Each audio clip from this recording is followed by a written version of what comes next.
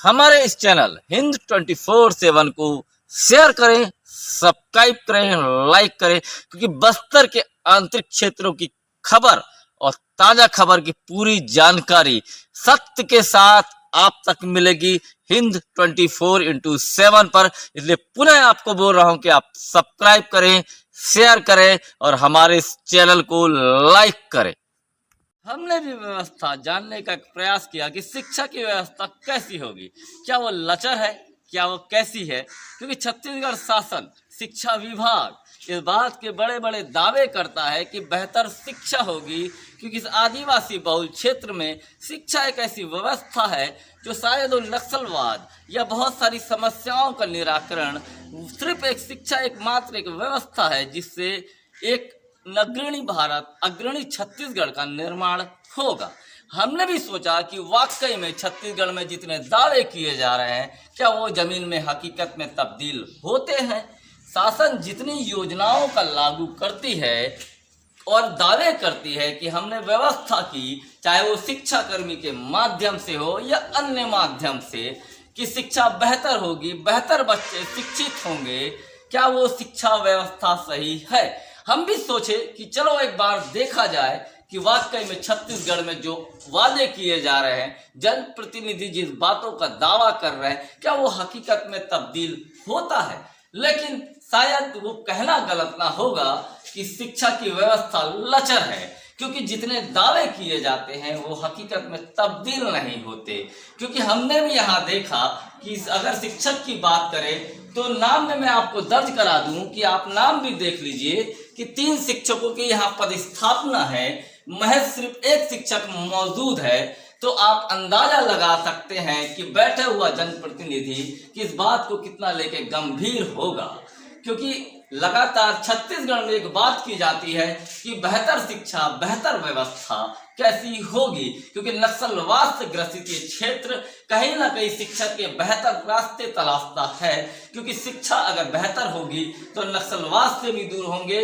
और जिस मुद्दों की हम बात करें कि बच्चे अगर अच्छे शिक्षित होंगे तो कैसे तस्वीर बदलेगी और बस्तर और छत्तीसगढ़ की तकदीर कैसे बदलेगी, हमने भी एक जानने का प्रयास किया। क्योंकि हम इस वक्त खड़े हैं, 5वीं और 6वीं क्लास के बच्चे बहुत सारे हमारे साथ मौजूद हैं। मैंने कुछ बच्चों से तलाशने का प्रयास भी किया।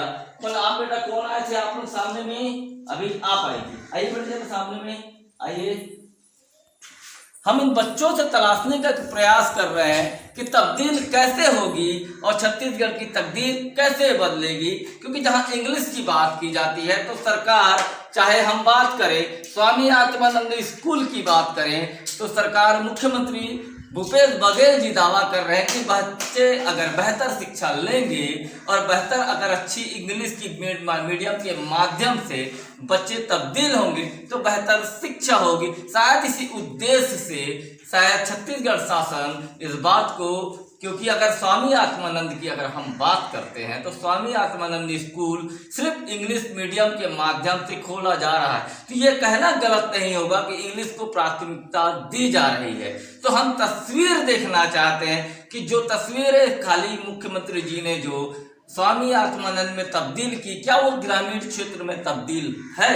क्या बेटा आपको थर्ड की स्पेलिंग पता है? आती है आपको? आती है? आती है तो लिख दो आप बेटा। ये लो, चीज कहाँ है? वो कहाँ है? ये लिख दो थर्ड की स्पेलिंग। लिखिए थर्ड की स्पेलिंग लिखिए। आती है? नहीं आती आपको? चलिए, आपका क्या नाम है बेटा? तानिया सूर्यवंशी।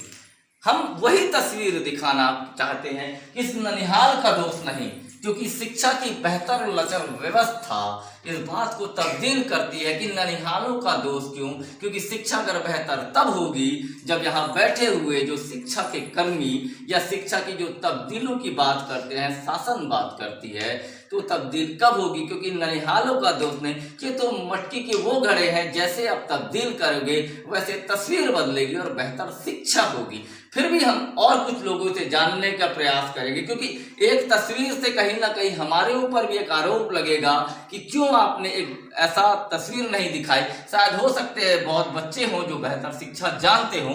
तो आप कोई और, इससे पहले कोई और आया हुआ था जिसे हम जानना चाहिए। आप आए थे ना बेटा, आप आए थे, आइए। कौन आया था इससे पहले मेरे साथ खड़े हुए था? आप खड़े हुए थे? हाँ, जो खड़े हुए थे आ जाओ, आ जाओ बेटा, आ जाइए, आइए।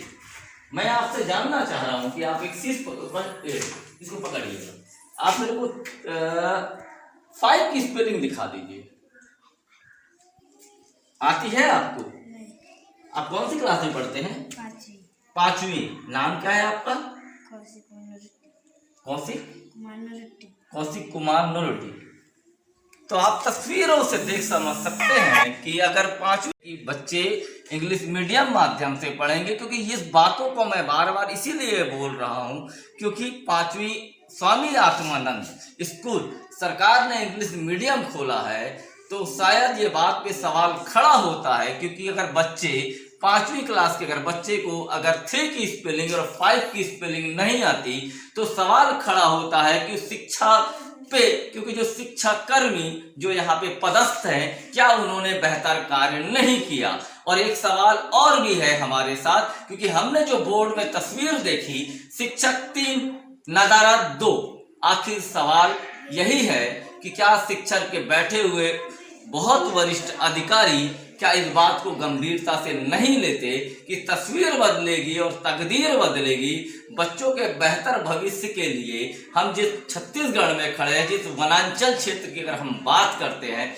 अगर उन ननिहालों को जो 6वीं 5वीं क्लास पढ़ते हैं, अगर उनको 3 की स्पेलिंग नहीं आती तो सवाल खड़ा होता है इस लचर व्यवस्था पे। लेकिन फिर भी एक गंभीर सवाल है, क्योंकि कहीं बात हमेशा की जाती है और दावे किए जाते हैं कि तस्वीर बदलेगी, बेहतर छत्तीसगढ़ होगा, बेहतर भारत का निर्माण होगा। लेकिन वही व्यवस्था, वही लचर व्यवस्था आज़ादी के 75 साल बाद भी, आज़ादी के 75 साल के बाद भी अगर बात की जाए तो गुलामी की कहीं ना कहीं एक तस्वीर नजर आती है कि जो व्यवस्था होनी चाहिए वनांचल क्षेत्र में वो तस्वीर नहीं नजर नहीं आती।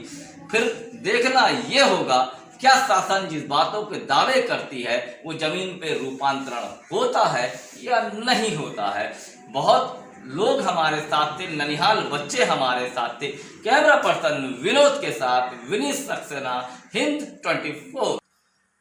हमारे इस चैनल हिंद 24/7 को शेयर करें, सब्सक्राइब करें, लाइक करें, क्योंकि बस्तर के आंतरिक क्षेत्रों की खबर और ताजा खबर की पूरी जानकारी सत्य के साथ आप तक मिलेगी हिंद 24/7 पर। इसलिए पुनः आपको बोल रहा हूं कि आप सब्सक्राइब करें, शेयर करें और हमारे इस चैनल को लाइक करें।